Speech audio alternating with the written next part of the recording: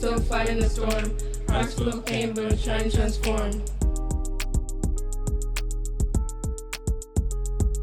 Mental health matters, can push it aside. We're more than survivors, we're meant to rise. Give us the care, not just the blame, cause healing begins when you call it by name. Stop the bullying, don't look away. Stop being silent, just speak up today. We're still breathing, fighting the storm and trying to transform. Fighting the storm and trying to transform. Fighting the storm and trying to transform. Fighting the storm and trying to transform.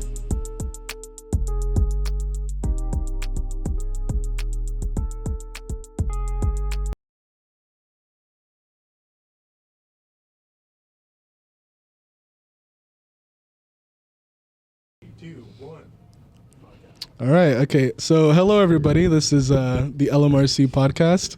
Today, I'm your host, Sharon Akuafari, and my co-hosts, Shandelle and Emily.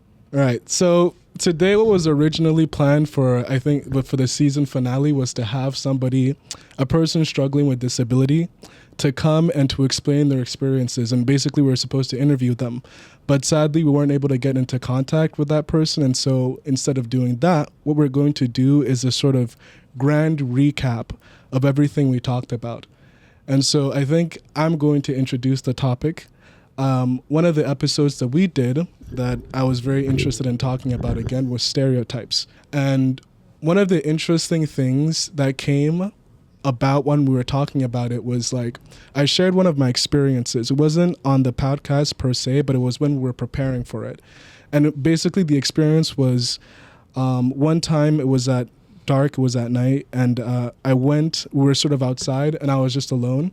And there was a woman in front of me on the sidewalk. And as I was walking, I didn't look threatening or anything. I just looked normal. As I was walking towards her, or not really towards her, but past her on the sidewalk, she looked behind her multiple times. She saw me. She saw that I was alone. She saw that she was alone. And then as a response, she sort of moved from one sidewalk to another. And the argument that sort of came about was that instance of stereotyping, quote unquote, something that would be good or something that would be bad? Like, was she justified in reacting the way she did when she saw me? And before I get into sharing my opinion, I'd like to allow my co-hosts to share their opinion. So the question that I'm asking both of you is that when that woman reacted that way when she saw me, do you guys think that was an acceptable way of judging or acceptable way of stereotyping or not? As a woman, I would say yes, just because if you look at the world today and things you see online, how men, not all men, but most, how they act when they're alone with a woman is quite ridiculous. And I think she was just doing it for her protection. So I don't really think it was anything bad. I think she just wanted to keep herself safe. All right, I see. Shandelle, do you have something to say about that? No, it's the same as she said. Like the world today is kind of like, you know, like she said, kind of dangerous. And it's not most men, like it's not all men that are like this, but majority of them, it is that. So I could understand where she came from, where she kind of like looked back and like thought, oh my gosh, like he might kidnap me, he might like rape me, or he might do something, you know? Especially if you guys were walking with each other for a long period of time. I feel like maybe she thought like, oh, he's probably following me, so so she's probably actually trying to see if you were really following her by crossing the street. Yeah. So I think but I'm not necessarily countering the point, but I do think you guys brought up an interesting point, which is that like you said that not all men, but most men behave that way. And what I was thinking is that, again, I feel as if you guys were doing something that I don't think is, it's not that it's not logical, but I think that there's a little bit of error inside. So for example, how do I say this? So most NBA players are millionaires, right? Right. So does that now mean that most millionaires are NBA players? What are you trying to say? I'm just that's the first question I'm asking you to sort of No, but introduce. Listen, Mm-hmm. I don't know if you paid attention to the internet lately, Uh-huh. but a lot of men are quite ridiculous. Okay, so let me That's let me not- explain my point. Let me spell it out in Okay. letters. Okay, so I agree with you that yes, if you're talking about things like, again, being attacked, sexual assault, most of the time when it's like just the man or the woman, most of the time it's the man that's doing something like that. But what I'm saying is that just because most of the time it's the man that does something like this doesn't mean that most men do stuff like that. And so that's why I brought up the point with the NBA. It's like, yes, most NBA players are millionaires, but you don't reason from that to the other claim, which is that most millionaires are NBA players. It would be irrational to conclude that because most NBA players are millionaires, therefore Right. millionaires are NBA players. Right. In That's the why same I sense said as not all men. okay, yeah, but let me Right. finish. I'll finish my point because it seems as if my point is a little bit too. right. So what I'm trying to say is that just because most men are, yes, the perpetrators of those types of, crimes, doesn't mean that most men do that. And to further the point, I think it's not fair to most men to assume just simply based on that fact that they might behave that way, or they might probably behave that way. But is what I once wanna again, not all men. Mm-hmm. I had said that not all men act that way. Yeah, of course, but like you would think that you'd have good reason before you would like jump to conclusion. You would have good reason to believe that this specific man will act that way. It's a part of reasoning in groups. And sometimes like what I was interested in trying to sort of like understand is when is it okay to reason that way, that is in groups, and what is it not okay to reason that way, that is in the case of stereotypes.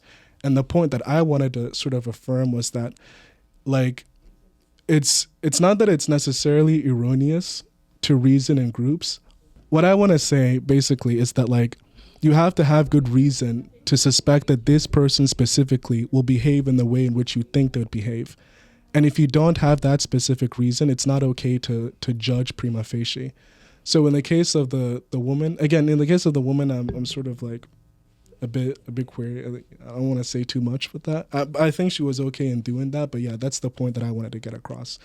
But I think my question maybe for you is, do you think she's at fault for doing what she did? Because again, like I said, everything you see online, like you women need to protect themselves. It happens, it even happens here. One thing happened to my friend where a man came up behind her and slapped her on the bum and ran away. Like it's very like you can't really come for women for thinking that way when men do the things that they do. Not all men, I've already made myself clear, but it's like you can't really put her at fault for wanting to protect herself. Men do it too, where they want to protect themselves as well. But you can't really. Oh yeah, I'm not saying that I'm not saying that what she did was any sense bad, and if anything, like it sort of gets to my point, which is that like she would have good reason to be on the side of caution because again we were alone and it was at dark. But say if it was at daytime and I didn't look overly threatening and she did that, then yes, I would take offense. And so my problem is like it's not that reasoning in groups or stereotyping is necessarily bad. It only becomes bad when a person doesn't have good reason to believe that the other person that they're stereotyping will behave in the way that they think they would behave. If they're still, behaving and if they're still holding their stereotypes, even when they have no good reason to think that this person might fit it, is when I think it becomes bad, right? Okay. So for again, in my specific case, if it was like at daytime and I didn't look overly threatening, that is like I didn't have any sort of clothes that, I just looked normal. I was just walking the sidewalk and she did that. That's when I would take offense because I don't feel as if she has any reason to regard me with suspicion. But at night, yeah, I can understand. But a lot of men that look normal are the ones that do the worst. So yeah, again, I'm with sure that, you've seen. So it's not when it comes to stuff like that, you can't really. They don't look like someone that you would think would do something. Like there's not a look to them. Yeah. Like Yeah, they I can be understand. normal people that do horrible things. So Yeah, I can understand. yeah. Shandelle, is there any last thoughts that you'd like to add? I mean, whether it's daytime or nighttime really doesn't matter in a way. Like, I could understand like the why people would say the nighttime because that's just more dangerous, I would say, because you can't really see them and kind of like the figure might look threatening to them. But like when it's daytime, you can actually see them. But regardless of it, I feel like it can still happen, like whatever intentions they might have, even though they don't have an intentions towards it. But you know, it's just it really doesn't matter which setting of the day it is, which is what I'm trying to say. Okay, well that is it with stereotypes. Right, that's we shared our 2 cents with that. But Right. what's the other things that we talked about? Toxic masculinity. Yeah. I think we could just ask ourselves the question: what do you guys think, or girls think, leads guys into behaving in ways that are toxically masculine? I would say again online and friends that they hang out with, Mm-hmm. Maybe like social media and your Yeah. friends, pretty and much. especially rappers. Yeah. Mm-hmm. As in like their role models. I Yes. guess, yeah. Yeah. Okay. Another question that I'm also interested is like, what do you guys think is toxic masculinity? Oh.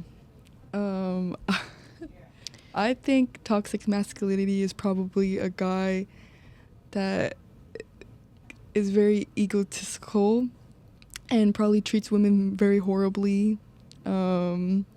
Abusive, probably. Maybe just, yeah, I don't know. Just someone who has like this intention of Thinking he's better than everybody else. or like what it means to be a man. I don't want to say that because then it kind of sounds a bit biased because I'm not a man, but you know, just like certain things I do, they think that's what it takes to be a man. But Well, me, I just think that it's like, again, everything is good, but too much of anything is bad. So honestly, I think that like toxic masculinity, it's basically taking all of the stuff that is good about masculinity and then taking it to the extreme. Yeah. And so again, it's good to be strong, but you're taking it to an extreme when you think that strength is found, for example, in being totally independent and not requiring help or needing help. Or it's okay to be competitive, but there's something wrong with that when you enter into over competitiveness and you do anything to win, even if it means putting down somebody else. Exactly. And so Yeah. so those are, I think, the main thoughts that we gathered from it. Another topic that we had also was mental health. So Right. one question that I would be interested in asking is, obviously we've heard about mental health. Mm-hmm. An interesting question is, do you guys think that children or just young people today are happier or sadder than they were in the past? I mean, there's really no real questions to this because people can still feel that way and not show it. you Yeah. know? So it could be happening maybe way then, but No, didn't- I feel like the question was, do you girls think that young people today are happier than, say, young people in the past? what do you mean by that? Like, as in, like, if you take the young people of today versus, say, the young people of the 70s or the 60s, Oh. do you think we're happier today than them? So. I am not sure because I don't have a machine to go in the past, but I would say since I'm part of this generation, I guess, I feel like it's a lot easier to bully people, especially online. There's a lot of like AI, for example, like people can pretend to be somebody and scam you and like ruin your life. There's a lot of things like that. So I would say there's a lot of, I feel like depression was back then and today as well. So I don't think that you can really be happier. I don't know. Okay, well, the reason why I asked that question is because if you look at like polls and statistics, like it's the case that like young people are reporting themselves to be more depressed than, say, in the past. And that was why I asked that question, because it seems as if today young people are like less happy, which is strange because like you would think it would be the opposite, because young people, you know, we have access to more things today than they did in the past. And another question that I think is connected is, since that's the case, what do you guys think is the cause of it? Social media. Depression? Now, like, why do you think it's like increasing, that we generally are sadder than, you know, young people of the past? Like what Shandelle said, social media. Really? Very much, because you know how like there's a lot of like teens and younger people that are very addicted, even adults that are addicted to their phones. Mm-hmm. So, you know, getting messages and like, you know, a lot of people can't, they like to look, so it's like they can't control it really because of the addiction that they have. So I feel like definitely online causes depression or not having. Yep. Yeah, I will say that I think that online is the main issue. Yes. And I think it's mainly because of comparison, because again, if you ask people like, what do they feel like, if you tell them, okay, so they're sad, right? And you ask them the question, what do you think is causing their sadness? Like, why do you think you're sad? Most of the answers are usually to the effect of, my life doesn't look like how I'd want it to look. So either I don't look like how I'd want to look, I don't look as attractive as I think I'd look, or I'm not doing as well as I think that I would look. And, you know, guess what? Social media sort of amplifies that problem even further, because you're not just simply comparing yourself with your peers anymore. You're comparing yourself with anybody that has an internet access. Yeah. And so you know, looking at these people and seeing that what they have, you know, they say jealousy is a thief of joy, right? Yeah. So obviously I think that's the case. I think it's like social media. Do you guys think that it would be good if we started using less of it?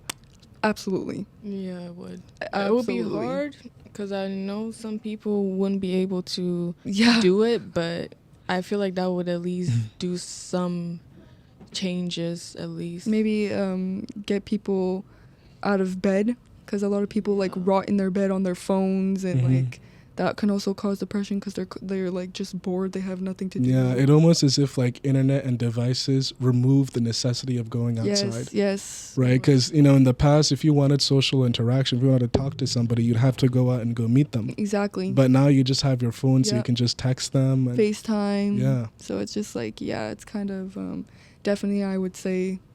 So we devolved. Yes. As humans. Okay. Sure. Yeah. All right. So, well, that was the case with mental health. Another thing that we discussed as well is transportation. Yes. Public transportation. Yes. What's your first of all, do you guys think there's problems with it here in Montreal? Do you guys think there's problems with it? Oh, absolutely. Them not arriving on time, the strike that they keep doing. That it's like, I understand why they're doing it, but at the same time, like, there's people that need to go to work, they need to make money for their families, like, so it's just like, I don't know, I find it's kind of selfish in a way. Yeah. Like, I get the whole they want more pay and whatnot, but at the same time you're putting me at risks too, so like, it's not fair in a way. Yeah, so what do you guys think? Also, another thing, it's not just simply like the buses being there or not, but at least personally, for what I've experienced, and this is why, like, honestly, I just be walking, bro. Like, it's just like sometimes like the it's like, it almost feels as if there's not enough buses, and it just like the buses you get into, it's like overly crammed. There's not a lot of space, and it just makes public transportation like so much worse. Yeah. And so like, another question that's tied into that question is like, what do you guys think is the solutions to all of this? Solutions? Yeah, like, so for example, with buses not arriving at time, or what do you think is the solution? Like the pay thing. So it's the pay. We should raise the pay. Well, I guess so, because that's the main reason as to why the transportation is an issue now. Yeah. Yeah, I think it's that, and also as well, like, we need more buses. Yeah, I feel we need like more as buses. well. We or need maybe, more bus drivers. Maybe switch the times on when they come, because I know there's a lot of buses, but like, example, like the 112, it will come. The one will come in 5 minutes, and the next one will come in 40 minutes. Like, of course, it's gonna be packed because like because there's just the timing is so. The time should be the same. Yeah, the timing is Wonka. Willy Wonka. Okay, right. Another problem also, last thing to talk about, is the prices. My goodness. You know, some of these prices make you want to like trek the snowstorm sometimes, you know? Yeah, Like some of these prices make you look at the winter and say, maybe it's not that bad. Yeah, So that's why I walk everywhere. Yeah. All right. So, I mean, is there anything you guys would like to add to the prices? Like, what do you guys think we could do to fix the prices? As in? That's like a sort of economic question. I think that might be too much, but whatever. I'll let you. Well, you asked it. I'll let you guys share your opinion. I feel like, because a lot of people take the buses, so I don't know. Like, I feel like they're making a lot of money, so I don't know if we really should raise the prices, because. No, as in like lowered like the cost for like us. Lower. Yeah, lower the cost. Yeah, I feel like yes, especially if you're a student. But I feel like they already do that though. Like when you're a student, you can have lower prices on things. But it seems to be going up. You know. Yeah, definitely. Everything goes up really, sadly. Inflation. Exactly. All right, so the last question that we talked about in this season, well, one of the lasts, is youth employment, right? The difficulties, the barriers towards youth unemployment. So before we even talk about the solutions, let's talk about the problems. What are the problems? I think I would say no one wants to hire. No one wants to hire. Do you think that there's specific reasons as to why nobody wants to hire? Who knows? I'm not sure. Like, you would think that they would want to, because, like, example, when you go inside of a store, there would be like one cashier, and like when you offer to like give your CV, they're like, oh, we're not looking for anyone, which is kind of annoying when you can clearly see that they are. And I don't know, maybe it's like they're judging you, or I don't know. Yeah, some of the problems, to tie it in with what we talked about in the episode, some of the problems that we brought up was, first of all, one of it was, I think, bilingualism. Oh, yes. So for French example, and it being English. very difficult if you don't have like mastery over the two languages. And another thing was also like, for example, like where you came from, like what quartier you're in. Yeah. Like type, because you know, like people from certain quartier, like they're not going to be willing to hire them. And also, if you don't have experience either, that's a job experience as Yeah. well. My goodness. But everyone has to start somewhere, right? Yeah, So- it's like where do you necessarily start? Exactly. In terms of solutions, not to put you girls on the spot here, but I kind of have to. Oh. So, what do you girls think is the solution? Like, what do you think we could start doing? What do we think we? Yeah. We. What? Yeah, like what do you think like we could do as like individuals? Is it, like, We can't do to get anything. hired? Yeah. We can't do anything. It's No, up to we them. really can. Like, you can pull up in a suit. Yeah. You can dress all fancy and they still won't take you. Yeah, honestly, like Example, me and Shandelle, Mhm. we went to the mall, Angrion Mall, to go give in our CVs. Shandelle, my CV doesn't look very well because I don't have experience really in any type of job place. Shandelle, on the other hand, she speaks French very well. I do not. I it's literally on my CV that I don't really speak French that well, but I'm in a course to learn. Shandelle, on the other hand, she speaks French, she speaks English. She has very a lot of experience with like helping out in, like, example, this podcast. So she has experience with sort of jobs. Yeah. And she won't get hired either. So it's like, Darn. it's like you really Yeah, you can't would- do anything. yeah. Like, if you're French, Yeah. English, like, they say they want bilingual people, but Doesn't then look they like it. don't hire. It's So like it's they pick and choose what they want. And Okay. So it seems as if this is sort of, because this is not expected here, because like in the podcast, in the script, it was sort of like a you problem. But now we're sort of veering off of it and we're saying that it's not a you problem, it's not an us problem, it's the economy problem. exactly. It is. And I It think, very much is. yeah, I think this is, like, if you talk, and it's not just, I understand, like, I've talked to a lot of people too, and it seems as if, like, the job problem isn't like an individual thing, it's like most youths feel as if it's like we can't really do anything, and it's No. more like the problem of the economy, Yes. right? So what do you guys think? Should we start a revolution or something? Oh, Okay. Like, Get started, I guess. Yeah, we a just start, like, strike. going A to strike. war or something? Yeah. Yeah, how about that? So one of the last things we're going to talk about is just, again, podcasting. What is our experience with podcasting? I would say my experience on this particular podcast, I'm also new. I've never done podcasts before. I honestly had a blast. Really, the people that work here, they're very kind, very nice people, very understanding. I appreciate them for allowing me to be a part of this. I actually learned a lot. So I actually really enjoyed it, and with the scripts as well. I also didn't know that there was like a lot of work put into scripting as well. And I'd say especially because I'm dyslexic, I'd say I learned a lot of words and didn't know I could read somewhat well. So that's great. I say I really had a blast, and I want to thank Shandelle for introducing me to this. So Shandelle, what do you think about this? Yeah, she's a Podcast. podcasting veteran. I want to see, like, she got like years of experience? experience. Really, just, I mean, yeah, I've been here before, I've been here before. I've done this whole thing before, and honestly, this isn't my first time, my first rodeo on this podcast. I've been here before. I feel like, we had to talk about a bit more deeper stuff than we did with like my last podcast, which is a lot of daily stuff that we normally see today. So I really like the topics that we brought up, and the answers that were given.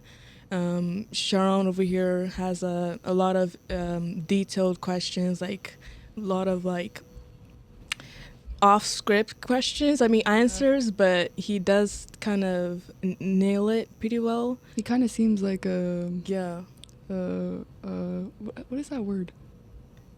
Like what? He's like a natural. Yeah, I feel like he natural. would be very well for a podcast. He's very well Natural. spoken with those type of answers than Yes. I would be. But yeah, All Emily. I'm not done. Emily too. Like, even though she doesn't really talk as much, but you know what? For her first time, I felt like she really did great on it. She sometimes some of the things that she would say is very well spoken as well, and I really like that.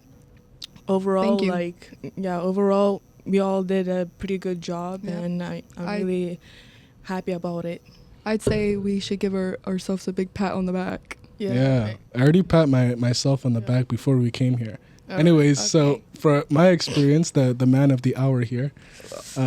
You know what? I'm sorry. I'm gonna take it back. Can we cut that out of man of the hour? No, I'm the man of the hour. We're gonna keep that in. All right, so I think everybody shared their experience, so it's time for me to share my experience.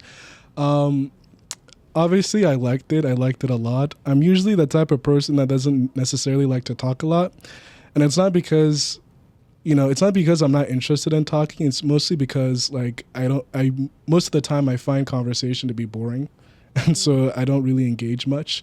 But when a topic interests me, that's when I'm willing to talk about it much more. And certainly the topics that we picked was very interesting, and I felt as if I had a lot to say. Definitely, you did. Yeah, but especially with me going off script, that's like a demonstration of how interested I am.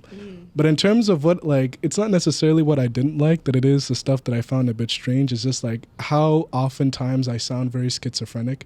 Because it's like, I remember we had like an interview with Elsie Morin, and there was like we talked a lot, and then it didn't pick up on the mic very well. Like, it was like the dialogue wasn't necessarily being picked up on the mic very well, and so we had to redo an entire session. So it's like, my goodness, I was basically just repeating myself over and over because we had already had the conversation, but it wasn't really picked up well. So it kind of sounded a little bit schizophrenic for me. But yeah, I think that's like one of the bizarre things is like having to repeat myself a lot. But yeah, I think overall it was very interesting experience. All right, so this is a wrap for this segment.